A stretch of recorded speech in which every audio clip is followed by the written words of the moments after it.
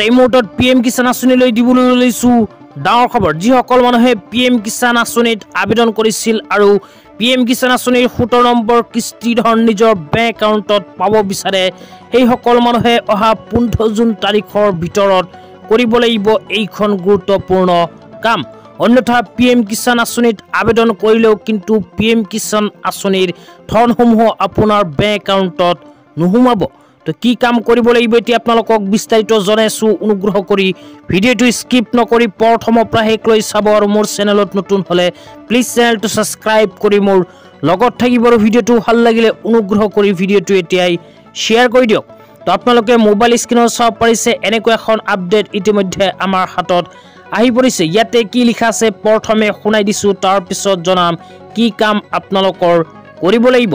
তো ইয়াতে লিখা আছে identity of self sufficient Indian strong and prosperous farmer. তার পিছত লিখা আছে under the 10 days PM farmer stewardship camping eligible farmer will be able to directly benefit from the stewardship drive at the rural level.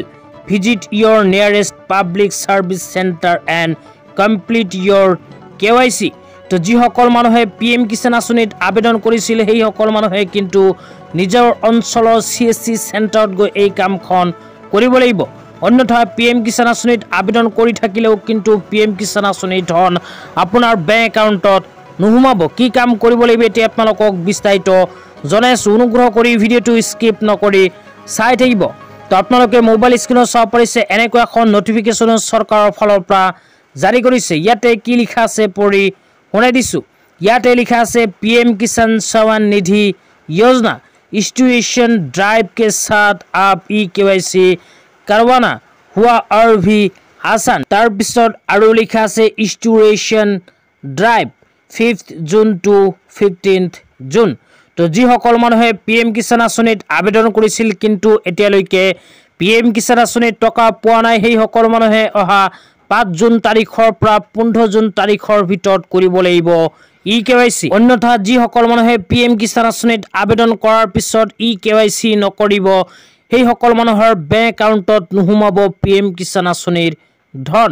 তো KYC যদি কৰিব বিচাৰে তেন্তে অহা 5 জুন তাৰিখৰ পৰা অহা 15 জুন তাৰিখৰ ভিতৰত CSC চেণ্টাৰত গৈ KYC কৰি ল'ব। তো ধন্যবাদ।